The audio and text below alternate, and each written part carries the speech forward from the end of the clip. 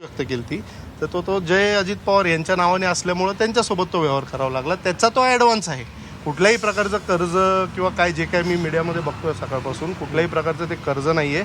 आता affidavit submit करताना एक पर्टिक्युलर कॉलम असतात, त्या कॉलमला नावं दिलेली असतात, त्याच्यामध्ये लोन्स अँड ॲडव्हान्सेस असं ते तुम्ही ॲफिडेव्हिट आजही बघितलं त्यात तुम्हाला दिसेल. तर ते लोन नसून ते ॲडव्हान्स आहे तो या 10 नंबर बंगल्यासाठी. म्हणून आधी विलास लांडेंनी एक आरोप केलेला होता की आर्थिक निकषावर तुम्हाला उमेदवारी दिलेली आहे, त्याच्यामुळे आज ही सगळी चर्चा सुरू झालेली आहे. बरोबर आहे, त्यांनी केला असेल. तो आता कसं आहे की माझा व्यवसाय आहे त्याच्यामुळं निश्चित माझ्याकडे पैसे आहेत किंवा माझं ते जे काय तुम्हाला ॲफिडेव्हिटमध्ये दिसेल ती संपत्ती आहे.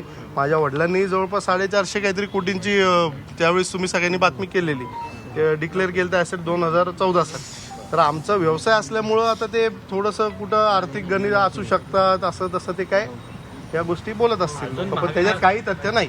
महाविकास आघाडीच्या नेत्यांशी काही बोलणं झालंय का तुमचं? महाविकास आघाडीच्या नेत्यांशी माझं बोलण्याचा प्रश्न येत नाही, कारण मी काय तेवढा मोठा नाही. माझे वडील पवारसाहेब आदरणीय पवारसाहेबांशी बोलतील, काय असेल ते त्या लेवलला ते निर्णय घेतील. परंतु पक्ष राष्ट्रवादी काँग्रेस पक्ष हा आमचा जो हे निवडणूक आहे याची आम्ही संपूर्ण तयारी केलेली आहे.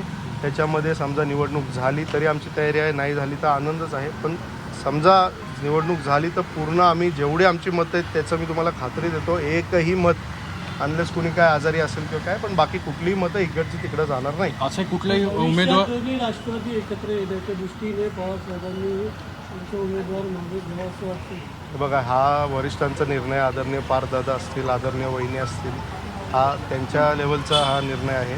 हा मी एक फार छोटा आत्ताच पक्षात आलेलो आहे आणि मी एक आमदार म्हणजे ह्याची स्थानिक स्वराज्याची निवडणूक मी लढवण्यासाठी उभा आहे उमेदवार म्हणून. हा वरिष्ठांचा निर्णय, ह्याच्यामध्ये मला बोलण्याचा काही अधिकार नाही, मी तो विचारही करत नाही. असे कुठले उमेदवार होते का की ज्यांनी तुमच्या विरोधात जो फॉर्म भरला त्यांना असं वाटत होतं की DPCचा निधी त्यांच्यापर्यंत पोहोचलेला नाही आहे आणि मग या निवडणुकीतनं त्यांनी पुढे येऊन लोकप्रतिनिधित्व करावं, असं काही आहे? माझा जितके उमेदवार आहेत त्यांना सगळ्यांना हाच संदेश असेल, कोणाला DPDC असेल काय, तर ही आमदारकी जी आहे ही जिल्ह्याचे जे मतदार आहेत माझे, ही त्यांची आमदारकी आहे. खरे तर मी तर एक जरी आहे तिकडं फक्त बसण्याचा त्यांच्यामार्फत, परंतु कुठलाही काही निधी असेल काय असेल हा त्यांचाच जाणार आहे. बाहेर मी देऊही शकत नाही, मला द्यायचंही नाही कोणाला. जे काय माझा निधी असेल मी आजच जाहीर करतो की जे माझे मतदार आहेत निवडणूक होऊ न होऊ त्यांच्यामार्फतच हा निधी जाणार. माझ्याकडनं वैयक्तिक कुठेही हा निधी कोणालाही दिला गेला जाणार नाही. काही अपक्ष उमेदवार तुमची भेट घेणार असल्याची माहिती मिळते, कोण आहेत आणि काय नेमकं भेटीचं काय? असं काही नाही. मी आता ऑफिसमध्ये आलेलो आहे, आत्ता इथंच आहे मी. जर कोणाला काही निधीची किंवा असं काय DPDC जे तुमच्याकडनंच मला माहिती मिळते तसं काही असेल तर इथं ते आले तर मी तसं स्पष्टीकरण त्यांनाही देईल किंवा तसा विश्वासही देईल. जसं तुम्ही तुमच्या पक्षातल्या सगळ्या नाराजांची भेट घेतली, तर प्रदीप कंद शेवटी महायुतीचे घटक पक्षाचे आहेत, त्यांनी अजून काही भूमिका जाहीर केलेली नाही. त्यांना भेटणार, त्यांची विनंती करणार? 100% मी त्यांना भेटायला जाईल. ते सिनियर आहेत आणि महायुतीचे घटक पक्षांचे ते नेते आहेत पुण्यातले.